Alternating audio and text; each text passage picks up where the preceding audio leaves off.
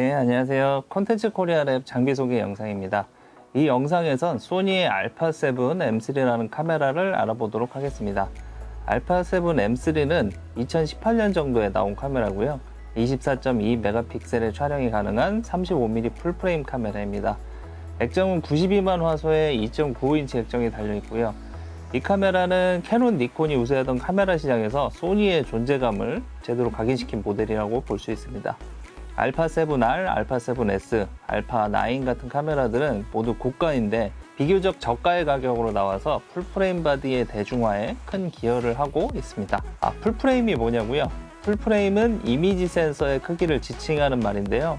우리가 흔히 쓰는 35mm 필름 카메라의 필름 크기의 센서를 지칭하는 말입니다. DSLR 카메라가 처음 나오던 무렵에는 필름보다 작은 센서를 썼기 때문에 렌즈의 매치는 상이 센서보다 커서 잘리는 부분이 발생했었는데요.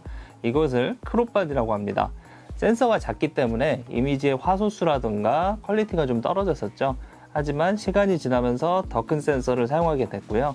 그래서 이것을 예전 필름 사이즈를 꽉 채운다 해서 풀프레임 사이즈라고 부릅니다. 이 제품은 비슷한 가격대 캐논, 니콘에 비해서 훨씬 좋은 기능들을 갖추고 나와서 반응이 아주 좋았습니다. 이 제품 때문에 소니로 옮겼다는 사람들도 실제로 꽤 많고요. 참고로 저도 제가 지금 운영하고 있는 스튜디오에서 이 카메라를 쓰고 있네요. 소니에서는 이 제품을 보급기라고 소개하고 있지만 성능만큼은 상위 모델에 비해서도 크게 손색 없는 그런 모델입니다. 이 카메라는 기계식 셔터로 10fps, 그러니까 초당 10장의 사진을 촬영할 수 있고요. 소니의 플래그십인 알파9과 동일한 수준의 포커싱 성능을 갖추고 있습니다. 쉽게 말해서 초점을 잘 잡는다는 이야기죠. 그 밖에도 우수한 고감도 촬영 능력을 보유하고 있는데요. 이 말은 즉 어두운 곳에서도 비교적 흔들리지 않고 밝게 사진을 찍을 수 있다는 얘기입니다. 그 밖의 특징으로는 신형 대용량 배터리, 멀티 조이스틱, UHS-2 지원 듀얼 카드 슬롯, 후면 터치 스크린 등이 있고요. 배터리 한 개로도 긴 시간 많은 컷수를 찍어도 될 정도로 배터리 효율이 아주 좋습니다. 그리고 여러가지 조작부가 바깥에 있어서 전반적으로 쉬운 조작이 가능합니다. 네, 알파7 M3에 대해서 간략하게 알아봤고 실제 사용법을 한번 알아보도록 하겠습니다. 우선 카메라에 메모리 카드를 넣어야 됩니다.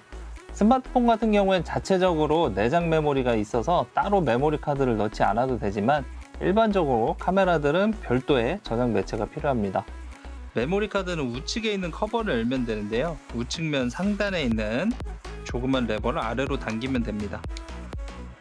열린 부분을 보면 슬롯 1, 슬롯 2가 보이고요. 메모리 카드를 최대 2개까지 넣어서 사용이 가능합니다. 이렇게 메모리 카드를 넣고요. 뚜껑을 닫습니다. 자, 이제 전원을 켜야겠죠. 하단에 배터리 커버를 열어보면은 배터리가 들어있는지 확인할 수 있습니다. 배터리 이렇게 열어주고 커버를 닫아줍니다. 전원은 오른쪽 그립 부분의 앞쪽에 있습니다. 전원 스위치를 돌려서 전원을 켭니다. 전원을 켜면 뒷면에 있는 액정 모니터의 화면이 켜지게 되죠. 알파7 M3는 액정 모니터 외에도 전자식 뷰파인더가 있습니다. 그래서 눈을 후면의 뷰파인더에다 가져다 대면은 화면이 자동으로 뷰파인더로 전환되기도 합니다.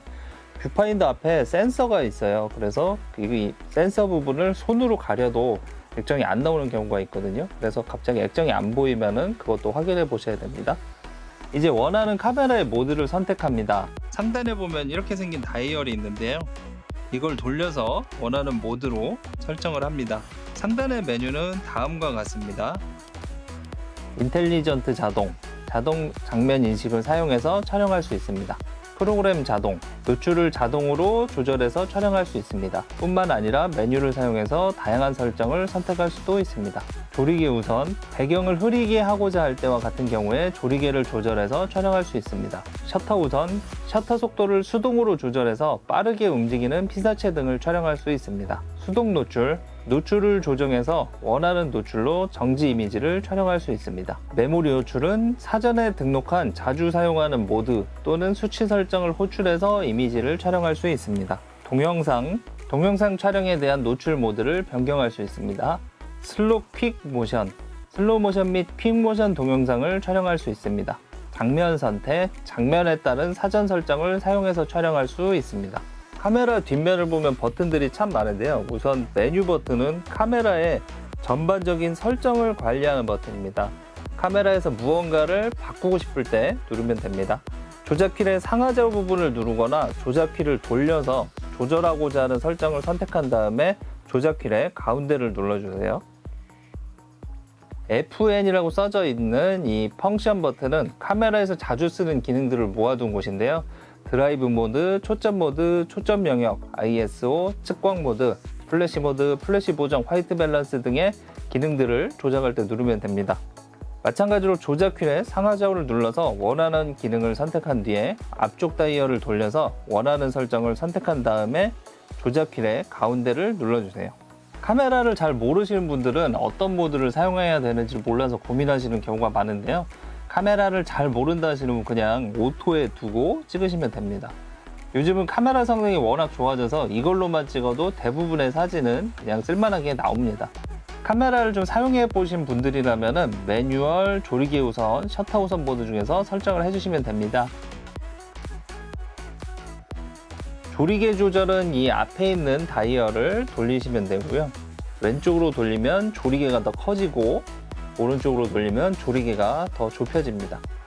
셔터 스피드를 조절하시려면 뒤쪽에 있는 다이얼을 돌리시면 됩니다. 왼쪽으로 돌리면 더 느린 속도, 오른쪽으로 돌리면 더 빠른 속도로 사진을 찍을 수 있습니다.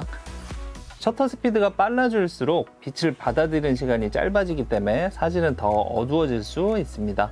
처음에 이 카메라를 소개하면서 고감도에 강하다고 했는데요. 고감도에 강하다는 이야기는 어두운 곳에서 사진을 찍어도 흔들림이 덜하게 찍을 수 있다는 이야기와 같습니다.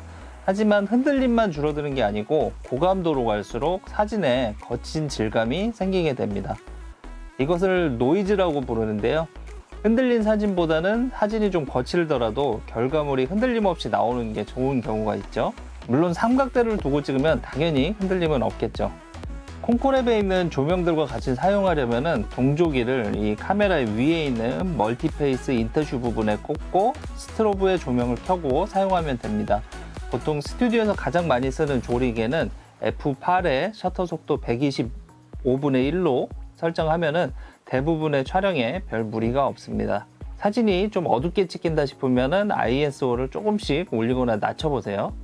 자, 이제 구도를 잡아야겠죠. 렌즈의 앞부분에는 줌링이 있습니다. 여기를 돌리면 거리 조절이 됩니다.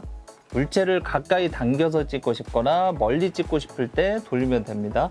참고로 렌즈에 보면 A, M 이렇게 써져 있는 것들이 있는데요. 이거는 초점을 카메라가 자동으로 잡을지 사용자가 직접 초점을 잡을지 선택하는 겁니다. 여기서 A는 오토, 자동, M은 매뉴얼, 수동입니다. 사진을 찍는데 카메라가 초점을 못 잡고 있으면 이게 M으로 되어 있는 경우가 많이 있습니다. 사진을 찍을 땐 검지손가락이 닿는 부분에 있는 이 셔터 버튼을 누르면 됩니다. 셔터 버튼을 살짝 누르면 삐빅 소리가 나면서 이제 초점을 잡는데요. 이때 좀 더 세게 누르면 찰칵 소리와 함께 사진이 찍힙니다. 만약 초점을 잡는데 삐빅 소리가 안 나면은 초점 모드가 AFC로 되어 있어서 안 날 수도 있는데요. AFC는 계속 초점을 쫓아가면서 잡는 방식이어서 그런 거고요. AFC로 되어 있으면은 소리는 안 나도 초점을 계속 잡고 있는 거니까 안심하고 찍으셔도 됩니다. 카메라의 초점 모드는 이렇게 여러 종류가 있는데요. AF는 자동 초점, MF는 수동 초점을 의미합니다. 뒤에 붙어 있는 단어들이 초점 모드에 대한 부연 설명이라고 보면 되실 것 같아요. 이 카메라는 터치 스크린이라고 말씀드렸었죠. 다른 카메라들은 카메라의 전반적인 조작을 액정 모니터로 활용하는 경우가 많은데 이 제품은 사진을 촬영할 때 초점을 잡는 용도 정도로만 사용이 됩니다. 화면을 터치하면 초점이 옮겨지는 것을 볼 수가 있습니다. 촬영을 마치면 결과물을 확인해 봐야겠죠. 그럴 때는 뒷면에 있는 재생 버튼을 누릅니다. 재생 화면이 떴을 때 손으로 2번 터치를 하면 확대가 되고요. 손가락으로 이리저리 움직이면 다른 부분을 좀 더 자세하게 볼 수 있습니다. 아니면 요 조작키를 돌려서 확대 축소를 할 수도 있고요. 방향키로 다른 부분을 볼 수도 있습니다. 네, A7M3의 또 다른 장점은 바로 영상입니다. 영상 촬영 결과물이 꽤 좋게 나오기 때문인데요. 영상 촬영을 하려면 우선 몇 가지 간단한 설정을 해줘야 됩니다. 영상 화질 설정은 메뉴 버튼을 누르고 두 번째 메뉴로 가보시면 있습니다. 여기 상단에 보시면은 1번은 사진이고요. 2번 같은 경우가 동영상인데요. 여기로 가시면은 동영상 관련된 설정들이 들어가 있습니다. 자, 여기 세 번째 보시면은 요 첫 번째 메뉴입니다. 첫 번째 메뉴에 세 번째 보시면 파일 형식이라고 되어 있죠. 요거를 골라 보시면은 이런 식으로 파일 형식이 세 종류가 있고요. 이 위쪽에 있는 것들이 더 화질이 좋은 겁니다. 요게 4K, HD, AVC, HD 이런 식으로 있는데요. 가장 위에 있는 게 가장 화질이 좋다고 보시면 됩니다. 네 번째를 보면 녹화 설정이라는 항목이 있습니다. 30p 100메가, 30p 60메가, 24p 100메가, 24p 60메가 이런 식으로 되어 있는데요.